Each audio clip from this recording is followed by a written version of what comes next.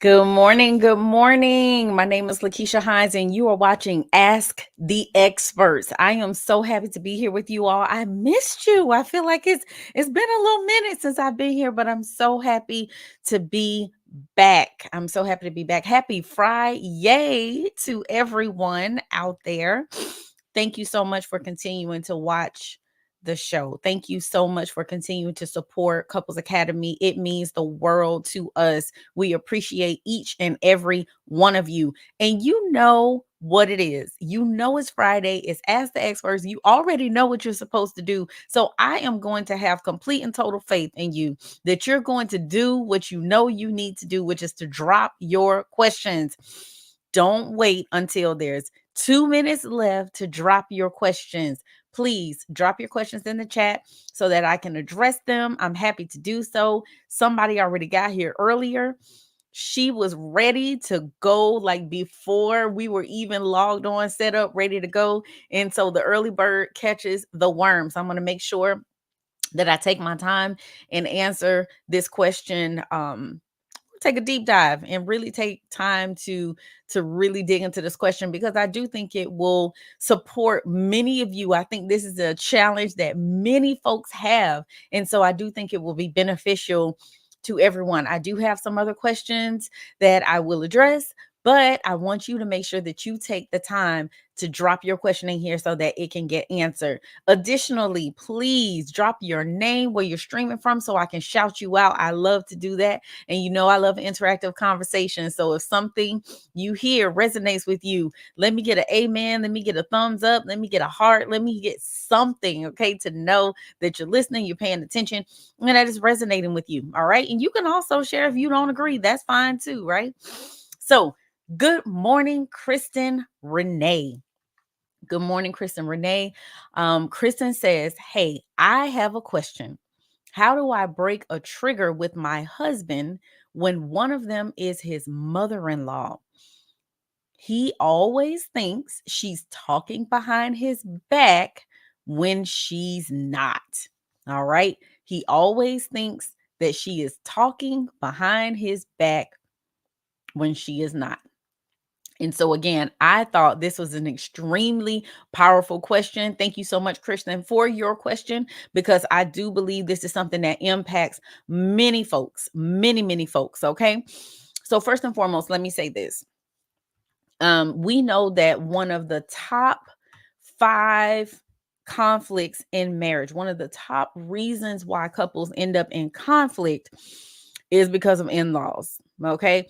It is one of those things that we all have to learn to navigate and deal with. And so I'm wondering, have you all figured out? I don't know how long you've been married. That's one thing.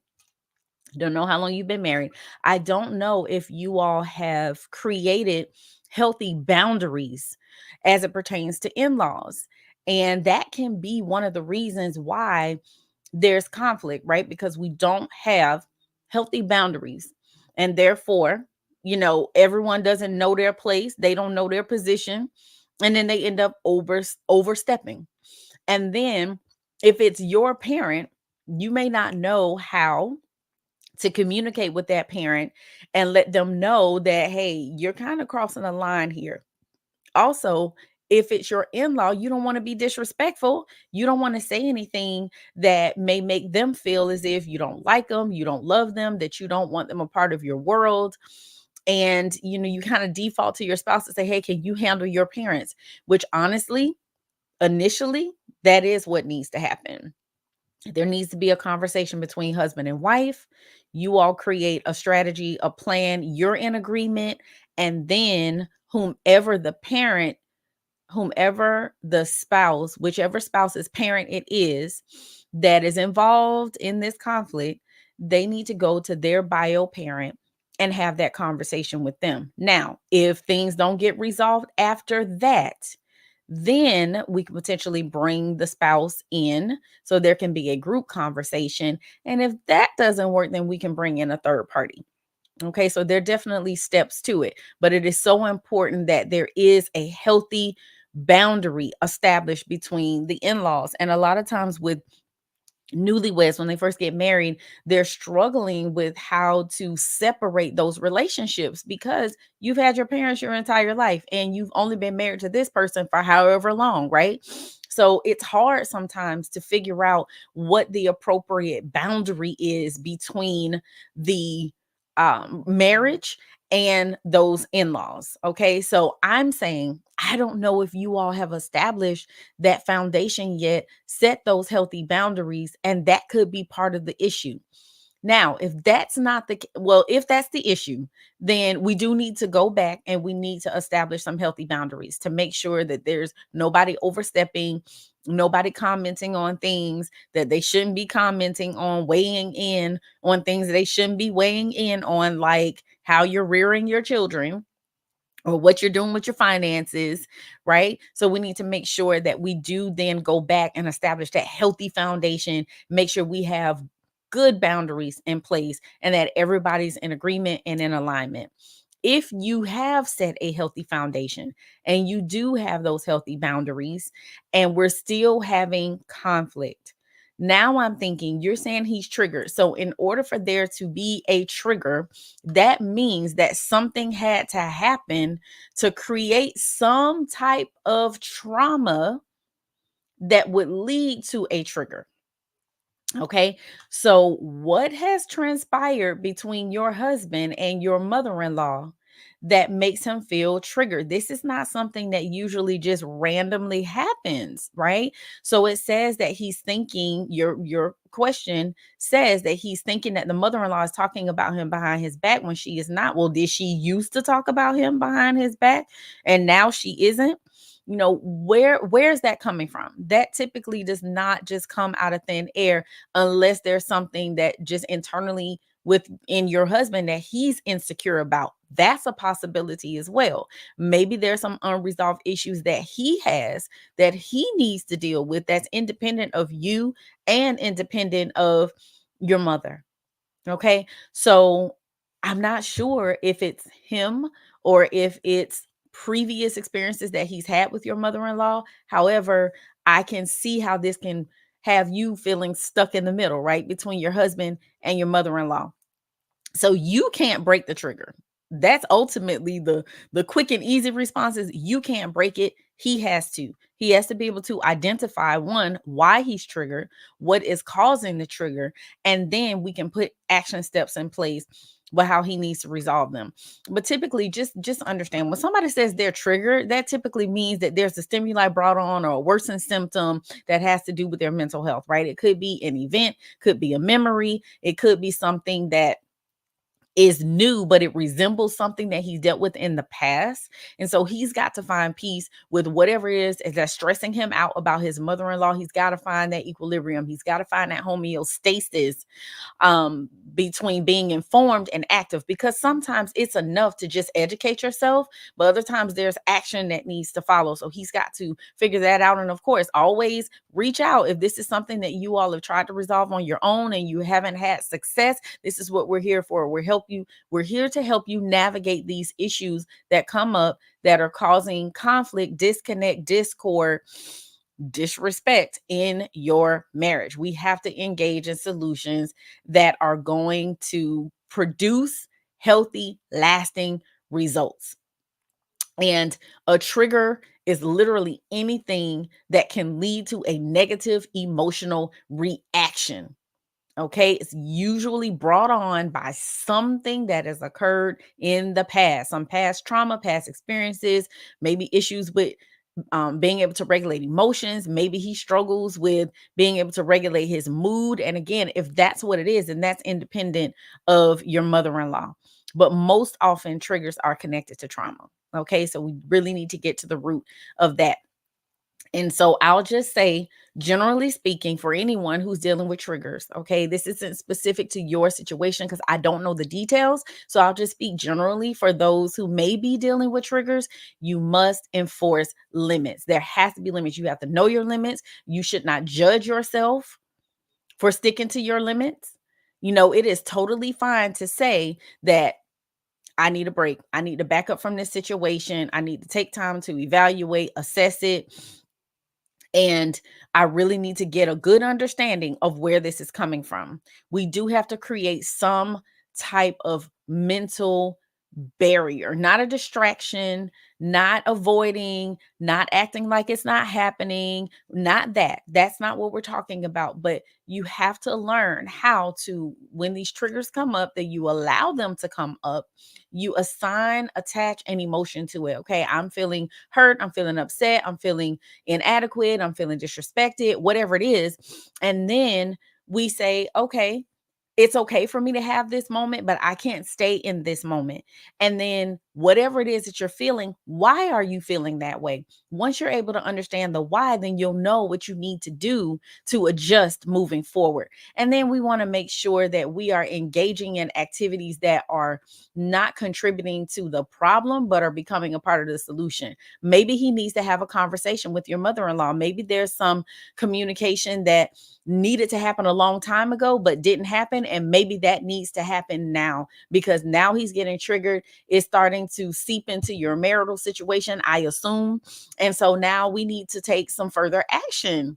So we may need to have a conversation with mother-in-law, but he has to embrace his emotions. He has to embrace those thoughts, but not allow himself to stew in it, marinate in it, not just allow those triggers to take over. He also has to expand his viewpoint, because sometimes we're focused on whatever the issue is and we're not looking at the big picture. One of the things that I do all the time, if I am feeling triggered by something, whatever the case may be, I literally stop and take a moment and say, okay, is this a me thing, a we thing, or a JC thing? And what I mean by that is it something that is internally inside of myself, independent of anyone else? If the answer to that question is yes, then I don't need to involve anybody else. I need to deal with me. I need to get to the root of my issue, and I need to address that. Now, if it's a we thing, that means my husband is involved and I need some level of support from him. If it's a JC thing, that means that's a Jesus Christ thing. It's something I need to take to God in prayer. Okay. So we have to be able to evaluate if it's a me thing, we thing, or a JC thing. Okay. So that we can govern ourselves accordingly. So hopefully, Miss Kristen Renee, you're listening. I hope that answers your question. And if not, put a comment here. Let me know if you have a further question, if there's more that I need to expound on, but hopefully that addresses your issue and anybody else who may be struggling with triggers. So good morning, always, Allie05. I think you're saying you're tuning in from New York. Those of you who are just tuning in, please let me know who you are, where you're streaming from. I love to shout you out. Absolutely love to shout you out. We're going to take a quick break so that we can give you time to drop your questions in here. I don't want you to go anywhere else. Do not swipe left or right. Stay tuned. We'll take a quick break. We'll be right back. Thank you for watching Ask the Experts.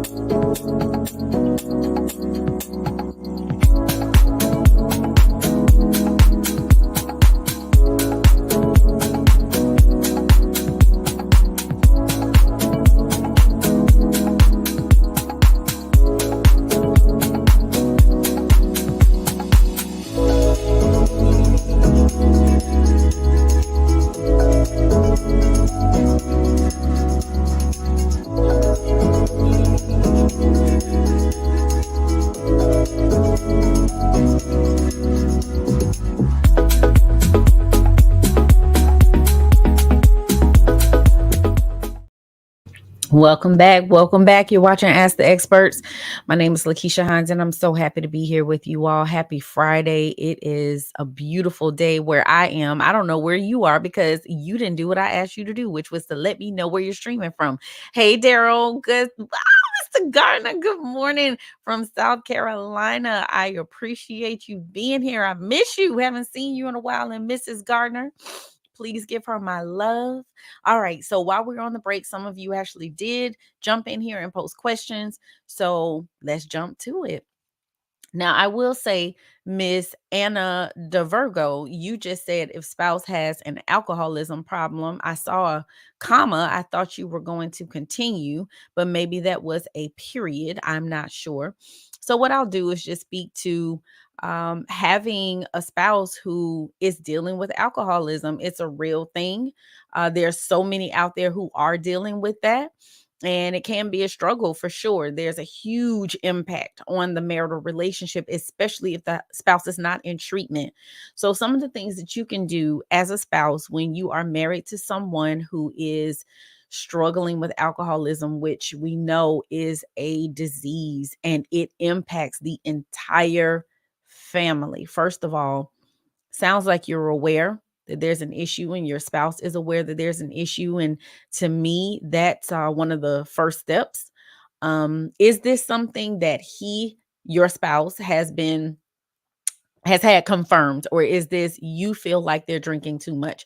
And I mean no disrespect when I say that, but there are a lot of times spouses will diagnose their spouse and saying, oh, they're an addict, they're a sex addict. That's one of the biggest ones we get. Also, spouses will say my spouse is a narcissist and they have not been diagnosed with narcissism.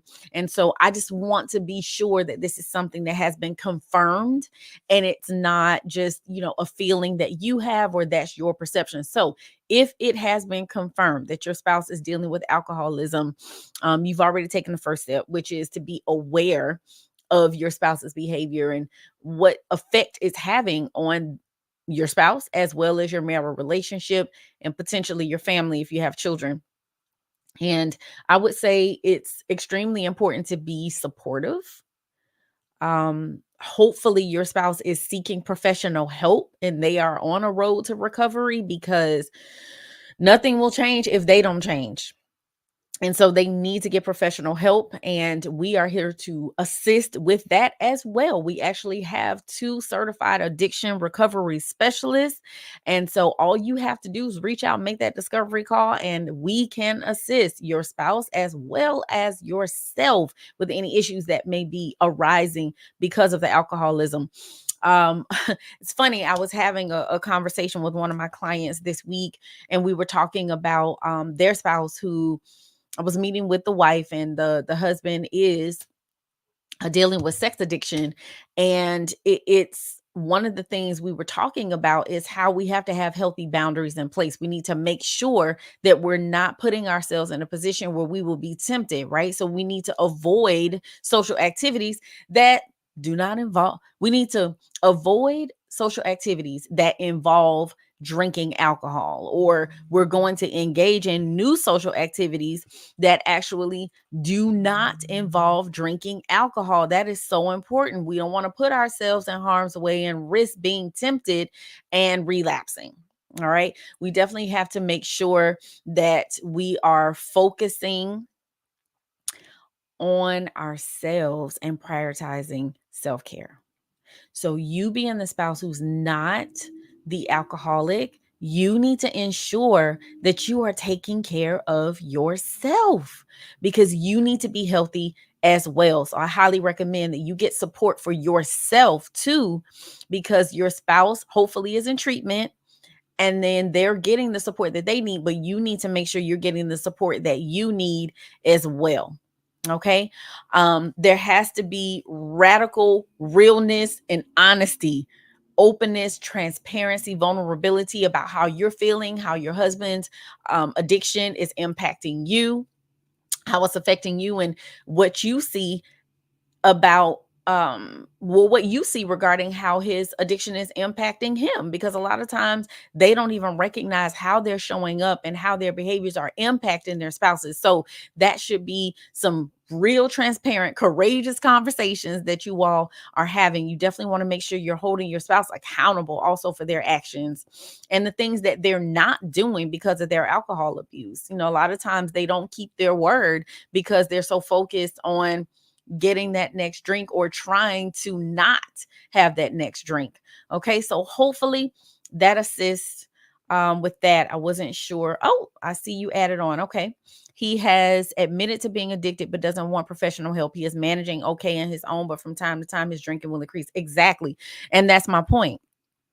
He has to get professional help. This is not something that he can do on his own. It is a disease. And so if someone was diagnosed with cancer, for example, you need to go and get treatment, right? You need to seek professional help. If you broke your arm, are you going to say, I think I might be able to Google, go on YouTube and watch some videos about how to heal a broken arm and then we'll just manage this at home? No, you go, you get x-rays, you go and get something for the pain, you go and get surgery if needed, but you get a cast and there's a repair process and there's a recovery process. So this is not something that someone who is truly dealing with addiction, this is not something they can manage on their own. So I highly encourage your spouse to get help. I know you said that they don't want to, and so you can't force them. You can strongly encourage, but you more than anybody else need to make sure that you're focused on taking care of yourself, because it can totally take a toll on you, weigh on you, and cause you to become someone who you are not proud to look at in the mirror. So I urge you to get support, seek help for yourself, and your spouse will have to come to that place, rock bottom, where they realize I can't do this by myself, and then they go and get help. All right. Uh Always Allie05 says, my husband and I are living separately and taking one day at a time and trying to move forward in restoring our marriage. What can we do? Great question. Thank you for posting all of these good questions this morning. I will say always, Allie, it is one of the things that we work on here at Couples Academy as well. Sometimes clients need what's called a control separation. And I don't know if this is what you all have done or if you just said, hey, we're just not going to live together anymore. But if you have not actually done a control separation, meaning we have boundaries in place, we've come to an agreement about our expectations, we're doing individual work, we're still working on our relationship, then that's what needs to happen. If you have not done that, that's what needs to happen. So I would say you need to make sure that you all are getting help from a professional. Again, we did not come into this world knowing how to do marriage. Most of us were taught how to do marriage wrong versus how to do it right. And so this is why we're here. This is why you're watching. You understand that you need support. And so you need to reach out and make that discovery call. Taking one day at a time is good, but what are you doing while you're living separately? Are you just doing the same thing that you've been doing while you were living together and you think just being apart physically will miraculously and magically heal the relationship? I don't know. I'm not sure. I'm asking the question because oftentimes that is what happens. So there's work that needs to be done individually as well as collectively, and it can happen simultaneously. But you need to make sure that you're doing the right things at the right time and in the right way. So I highly encourage you to reach out, make that discovery call, get support. Let us help you so that you all are maximizing this time that you were apart so we can get you back under that same roof sooner versus later. We have something called the last chance weekend. And I think this will be a wonderful, wonderful, wonderful experience for you and your husband to be able to come together, pull together 8 months of counseling in 3 days and figure out how to restore this marriage and literally catapult you into a healing process. And so I would love to be that one. I would love to be that one. Reach out, make that call. Let's get this going. Let's make it happen, because the more time you are separated, the more time you are apart, the less likely you are to come together. And that's just statistics. That's just research, right? So please reach out, reach out, reach out. Hi, Noya Zev. Greetings from South Africa. Welcome, welcome, welcome. All right. Beauty of Love T. Jones says, when do you stop asking your spouse questions about them cheating, and why, after so many questions, they don't want to talk about it anymore? Wonderful question. Love this question, Beauty of Love T. Jones. Okay. So here at Couples Academy, we have a process, right? And a lot of times, couples, when there is infidelity, they're not following a process. They're trying to navigate this thing on their own, and that's for multiple reasons. It's not judgment; it's just what it is, right? So with our process, we take you through a very structured, a very comprehensive deep dive, or what have you, into the infidelity. We make sure that all of your questions are answered, that you get all of the information that you are seeking, and we call that full disclosure. After full disclosure, you should be empty. There shouldn't be any more questions. There shouldn't be anything else left to be said. There should be no stones unturned because of the way that we do this process. And so after that, there's an agreement that we're not going to keep bringing up the affair. We're not going to keep talking about it, because we've already done that. And the only time we bring up the affair is if there are new questions, or if there's new information that somehow surfaces, then we'll have a conversation about that. But we should not be discussing things that we've already talked about over and over and over again. Because what happens now, answering part two of your question, why don't they want to talk about it anymore, is because every time they have that conversation, it literally is like holding a mirror up in front of their face, reminding them of that person who most likely they no longer desire to be. The betrayed, when they're truly, excuse me, the betrayer, when they are truly remorseful and they have a healthy dose of guilt and shame, when they are truly trying to change their lives and be a better person, they don't want to be reminded about that old man. And I'm not saying this gender specific, I'm talking about spiritual man, right? They don't want to be reminded of that past person who they were, because they're trying to remove themselves so far away from whomever that person was that truly devastated and hurt their spouse. And so every time we have a conversation about it, it's a reminder of that person who they no longer desire to be. And so it literally is like reminding them, see, remember what you did? Remember who you used to be? It's like us as believers, when we get saved and we turned truly transform our lives and turn our lives over to God, and we, allow that old man to die. When we see someone who we haven't seen in a long time, like we haven't seen them since we got saved, and they're like, "Ooh, I remember when. I remember when you used to be in the club. I remember when you used to be dropping it like it's hot. I remember when you used to be out on the corner, or I remember when you used to be cussing people out all the time." Whatever it is. When you're no longer that person, you don't want to be reminded about those old things that you used to do. So that's what it is, Beauty of Love T. Jones. They don't want to be reminded about the person who they no longer desire to be.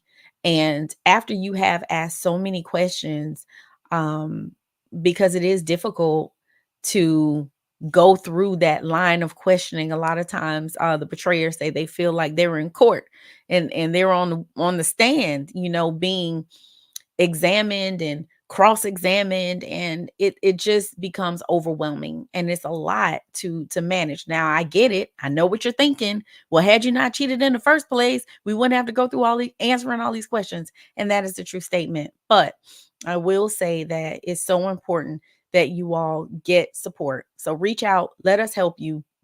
Let us get you to a place where you're feeling complete, with all of your questions being answered, and your spouse getting the support that they need to be able to show up for you in the way that you need them to.